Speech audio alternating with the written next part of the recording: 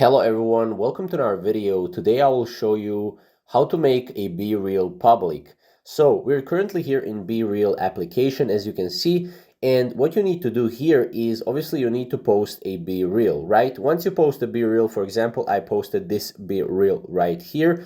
What you need to do is you need to go back and you need to go to the three dots here, and then as you can see, the photo is not shared in Discovery. Go here, click on it, and click add my BeReal to Discovery. Now, as you can see, this is now public. This post is public. Now, if you want to make it private again, go to three dots and make sure to click on it and then remove my BeReal from Discovery. And that is pretty much removed, as you can see right here. So this is basically how to make your BeReal public.